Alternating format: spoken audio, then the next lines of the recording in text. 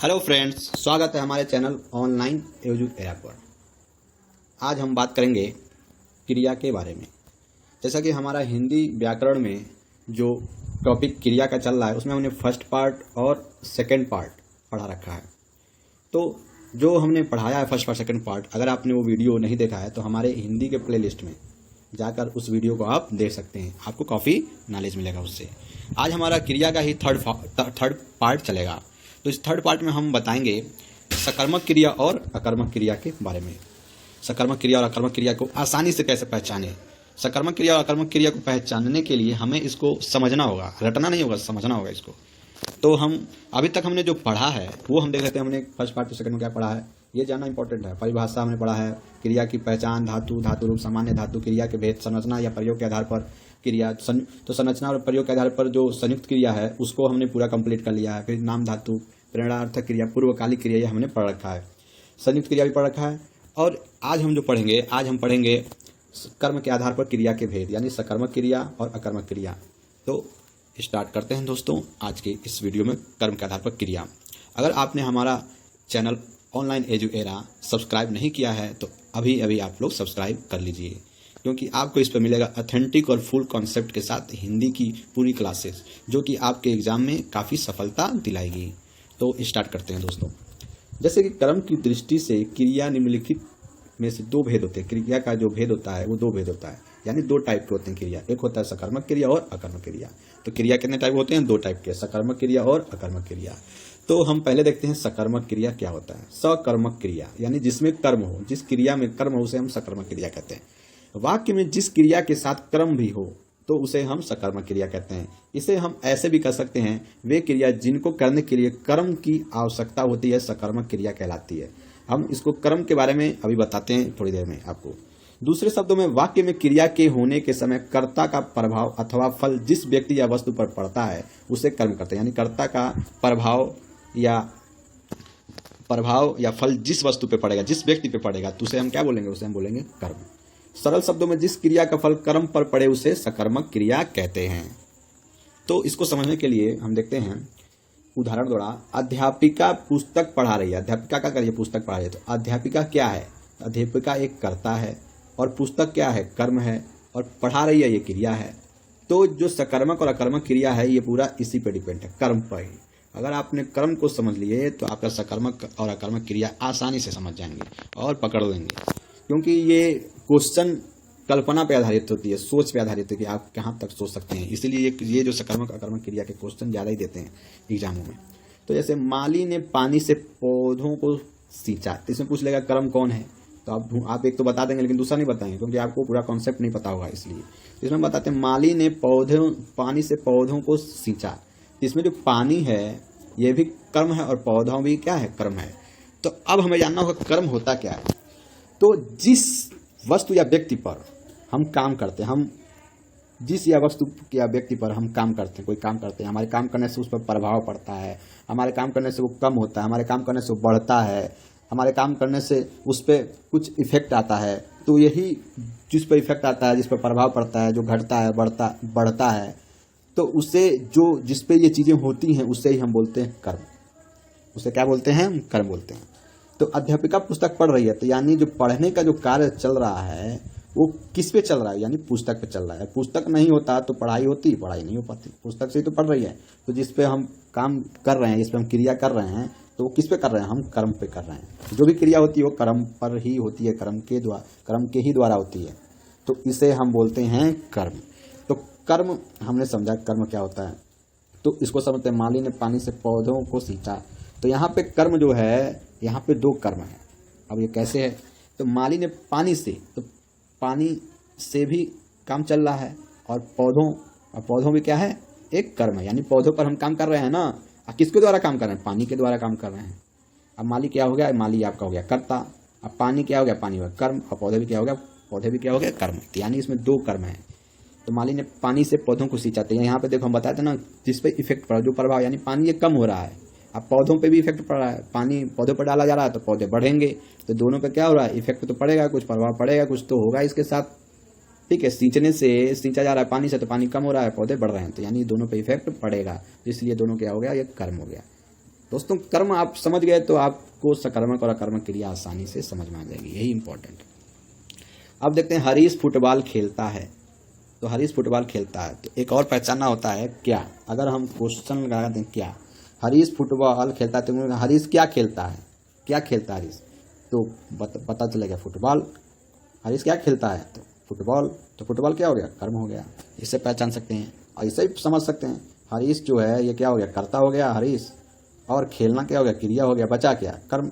तो कर्म जो बचा है तो किस पे प्रभाव पड़ रहा है, खेलने से किसको चोट लगेगा, फुटबॉल पे लगेगा। हम फुटबॉल खेलेंगे तो फुटबॉल जब खेलेंगे तो पैर से मारेंगे तो फुटबॉल पे नहीं, तो किसको इफेक्ट पड़ेगा, किस पे प्रभाव पड़ेगा, पैर से हम फुटबॉल पे ही तो मारेंगे, खेलेंगे तो फुटबॉल पे इफेक्ट पड़ेगा, प्रभाव पड़ेगा, ये दूर जाएगा, कम आएगा, इससे गोल होगा पैर से मांगने पर। तो ये फुटबॉल क्या हो गया, कर्म हो गया दोस्तों। अब देखते हैं जैसे मनीषा खाना पकाती है। मनीषा जो है वो खाना पकाती है, तो मनीषा क्या हो गई, कर्ता हो गई। अब पकाती है तो ये क्या हो गया, क्रिया हो गया। पकाती है क्या हो गया, क्रिया हो गया। अब बचाइए खाना। तो पकाती है तो पकाने से किस पे इफेक्ट पड़ेगा, खाना पे। जब पकाएगी तभी तो खाना बनेगा, तो खाना पे क्या प्रभाव पड़ रहा है, इफेक्ट पड़ रहा है, कुछ तो हो रहा है ना इस पे खाना पे। खाना ऐसे ही कुछ करने से ही तो पकेगा। तो जब खाना जब पकता है, इस पे प्रभाव पड़ रहा है, तो ये क्या हो गया, कर्म हो गया। खाना क्या हो गया, कर्म हो गया। ठीक है दोस्तों। ये भी क्वेश्चन, क्या पका रही है मनीषा, क्या पका रही है, मनीषा जो है वो क्या पका रही है, तो खाना पका रही है। इससे भी हम पता कर सकते हैं। अंत की गाड़ी चलाता है, तो गाड़ी क्या हो गया, गाड़ी यहाँ पे कर्म हो गया। पर कैसे हुआ कर्म, तो जब चलाता है तो चलाने पे किस पे प्रभाव पड़ रहा है, गाड़ी पे पड़ रहा है। चलाने से गाड़ी पे ही तो प्रभाव पड़ेगा, बिना चलाए गाड़ी नहीं चलेगी। गाड़ी खड़ी है तो उसको चलाया जा रहा है, गाड़ी क्या है, चलाया जा रहा है तो चल रही है, इस पर क्रिया किया जा रहा है, तो इफेक्ट इस पर प्रभाव पड़ रहा है, तो यानी गाड़ी क्या हो गया, कर्म हो गया। अंत की कर्ता हो गया। पुष्प कली को बुलाता है, पुष्प जो है कली को बुलाता है, तो इसमें कर्म कौन है, तो इसमें कर्म कौन है, तो पुष्प क्या बुलाता है। हम क्या लगाएंगे तो भी कर्म पता चलेगा, पुष्प क्या बुलाता है, तो कली, और इसमें पता चल जाएगा कली। तो बुलाता किसको है, कली को बुलाता है। ठीक है, कली पर बुलाने से किसको प्रभाव पड़ेगा, कली को पड़ेगा, कली को ही तो बुलाया जा रहा है। ठीक है, कौन, पुष्प कली को कौन बुला रहा है, पुष्प बुला रहा है, पुष्प कर्ता हो गया, बुलाने का काम कर रहा है पुष्प, और कली आ रहा है तो कली पर इफेक्ट पड़ रहा है, प्रभाव पड़ रहा है। और सिंपल अगर पूछना तो क्या बुला रहा है, तो कली बुला रहा है। तो ये सब चीजें हैं दोस्तों समझने के लिए। ऊपर दिए गए उदाहरण में जैसे कि आप देख सकते हैं कि क्रिया का सीधा असर कर्ता पर ना पड़कर कर्म पर पड़ता है, तो जो मैंने आप लोगों को बताया है। तो इसको पहचानने के लिए क्या लगा के, प्रश्न लगा के हम लगाकर पहचान सकते हैं, या और इसे पहचानते हैं कि कर्म पर कुछ होता है, कुछ फर्क पड़ता है, कोई बदलाव होता है, काटता है, घटता है, कम बेसी होता है, जो होता है कर्म उस पर ही कुछ ना कुछ होता है, इससे हम पहचान सकते हैं। अब उदाहरण कुछ देख लेते हैं। पिंकू संतरा खाता है, तो खाने से, खाता है तो खाने से किस पर प्रभाव पड़ेगा, पिंकू पर प्रभाव में संतरा पे पड़ेगा। संतरा क्या होगा, कम होगा, इसलिए क्या हो रहा है, उसे प्रभाव पड़ा। महेश शिकार करता है, तो शिकार करने से, महेश शिकार करता है तो शिकार जब करने के लिए जाया जाएगा तो शिकार करना क्या होगा, प्रभाव पड़ेगा। ठीक है, उसके बाद मोहन खाना खाएगा, तो मोहन जो है खाना खाएगा, तो खाना को खाएगा तो खाना क्या होगा, कम होगा, यानी खाना पर प्रभाव पड़ रहा है, इफेक्ट हो रहा है, तो ये मोहन खाना क्या हो गया, कर्म हो गया। तो ये सब चीजें दोस्तों समझने के लिए। अब देखते हैं सकर्मक क्रिया के भेद। तो सकर्मक क्रिया के भेद कितने होते हैं, तो सकर्मक क्रिया के निम्नलिखित में से दो भेद होते हैं, एक कर्मक क्रिया और एक द्विकर्मक क्रिया। एक कर्मक क्रिया और एक द्विकर्मक क्रिया। तो सकर्मक क्रिया के दो भेद होते हैं। एक कर्मक क्रिया को सिंपल है, इसमें एक कर्मक लिखा, यानी किसी वाक्य में, जब किसी वाक्य में एक ही कर्म होगा तो उसे हम एक कर्म करते हैं। जैसे जिस सकर्मक क्रियाओं में केवल एक ही कर्म होता है तो वे एक कर्मक क्रिया कहलाती है। जैसे श्याम फिल्म देख रहा है, तो श्याम क्या हो गया, कर्ता, देखना क्या होगा, क्रिया। तो देखने का जो जिस पर प्रभाव पड़ रहा है वो फिल्म पर पड़ रहा है, फिल्म को ही तो देखा जा रहा है, तो फिल्म क्या हो गया, कर्म। तो इससे पहचान जाएंगे। नौकरानी झाड़ू लगा रही है, नौकरानी क्या लगा रही है, क्या हम क्वेश्चन कर दिए तो भी हमें पता चल जाएगा, तो झाड़ू। और ऐसे ही पता कर सकते हैं खुद से, नौकरानी झाड़ू लगा रही है, तो लगाना क्या होगा, क्रिया। ठीक है, नौकरानी क्या होगा, कर्ता। तो लगा रही है, तो लगाने से किस पे इफेक्ट पड़ रहा है, झाड़ू पे, झाड़ू से ही तो लगाया जा रहा है, तो ये हो गया आपका कर्म। इससे हम पहचान सकते हैं। अब देखते हैं द्विकर्मक क्रिया। तो द्विकर्मक क्रिया को सिंपल ये है कि उसमें दो कर्म होंगे। अब दो कर्म कैसे होंगे देखते हैं। द्विकर्मक अर्थात दो कर्मों से युक्त जिन सकर्मक क्रियाओं में एक साथ दो दो कर्म होते हैं वे द्विकर्मक सकर्मक क्रिया कहलाते हैं। जैसे एक गौण कर्म व दूसरा मुख्य कर्म, इसमें एक गौण कर्म होता है और दूसरा कैसा होता है, मुख्य कर्म होता है। गौण कर्म यह क्रिया में दूर होता है, गौण कर्म क्या क्रिया से दूर होता है और प्राणीवाचक होता है तथा विभक्ति सहित होता है। उसमें गौण कर्म क्या होता है, विभक्ति भी लगी होती है। और मुख्य कर्म जो होता है ये क्रिया के पास होता है, मुख्य कर्म जो होता है वो क्रिया के पास होता है, अप्राणीवाचक होता है। विभक्ति रहित होती है। मुख्य क्रिया क्या होती है? विभक्ति रहित होती है। जैसे श्याम अपने भाई के साथ, किसके साथ? भाई के साथ फिल्म देख रहा है। इसमें क्या भी होगा और किसके भी होगा जीव कर्मक में पहचानने के लिए। तो अपने भाई के साथ, तो जो भाई है वो क्या है? गौड़ है, और जो फिल्म है वो है मुख्य क्रिया। तो फिल्म के साथ क्रिया साथ में लगी हुई है, लेकिन इसके साथ विभक्ति के क्या हो गया? विभक्ति हो गया। तो ये लगा हुआ, तो इससे हम पहचान जाएंगे द्विकर्म क्रिया, क्योंकि इसमें दो कर्म है, भाई भी कर्म है और फिल्म भी कर्म है। देखने से फिल्म पर प्रभाव पड़ रहा है, और जिसके साथ लेके गया भाई को, तो भाई को भी लेके गया है साथ में, इस भाई के भी ऊपर प्रभाव पड़ रहा है, तो इससे ये हो गया द्विकर्मक।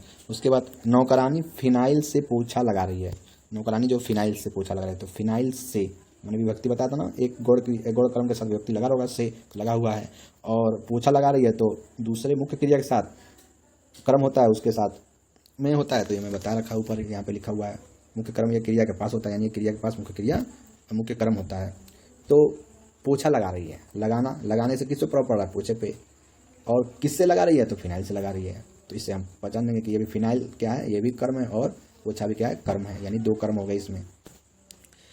इन उदाहरणों में क्या किसके साथ तथा किससे प्रश्न के उत्तर मिल रहे हैं? पहले वाक्य में श्याम किसके साथ क्या देख रहा है, ये क्वेश्चन लगाने से पता चल जाएगा, और प्रश्नों के उत्तर मिल रहे हैं कि श्याम अपने भाई के साथ फिल्म देख रहा है।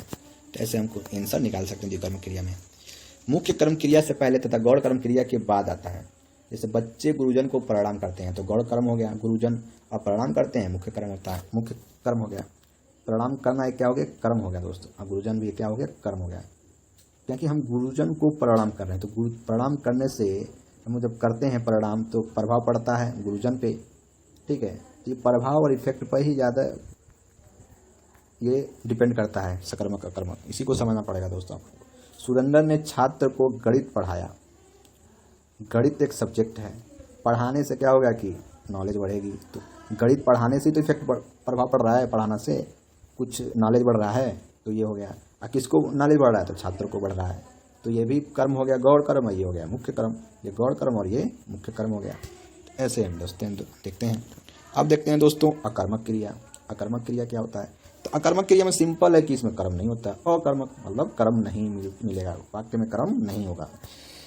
तो वे क्रिया जिनको करने के लिए कर्म की आवश्यकता नहीं होती है, अकर्मक क्रिया कहलाती है। जिन क्रियाओं को व्यापार और फल कर्ता पर हो, वे अकर्मक क्रिया कहलाती है।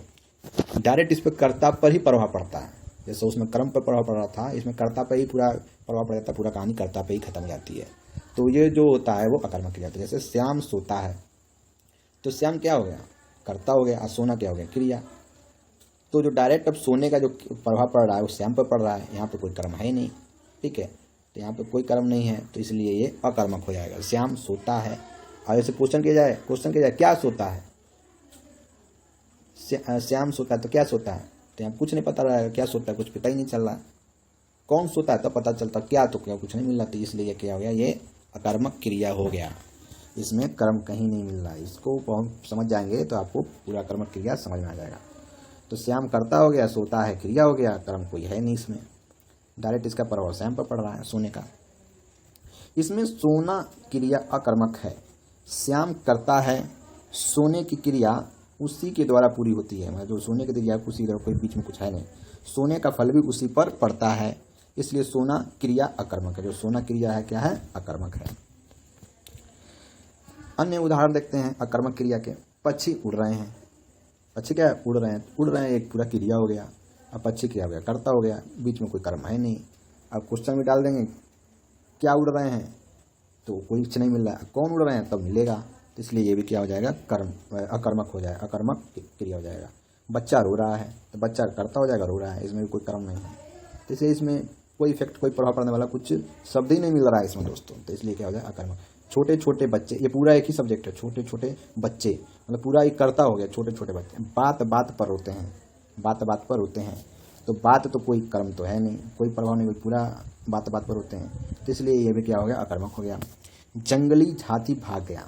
अब जंगली हाथी तो पूरा एक ही है, पूरा जंगली हाथी क्या है? एक ही शब्द है, क्योंकि पूरा एक ही करता है, क्योंकि जंगली एक विशेषण है, हाथी संज्ञा है, दोनों मिला के इसका विशेषता बता रहा है कि जंगली हाथी है। अब भाग गया तो ये क्या हो गया? ये आपका क्रिया हो गया, इसमें भी कोई कर्म नहीं है, तो ये क्या हो गया? अकर्मक हो गया। आलसी बच्चे देर तक सोते हैं, तो आलसी बच्चे पूरा हो गया, देर तक सोते हैं, तो पूरा हो गया, कोई कर्म नहीं है।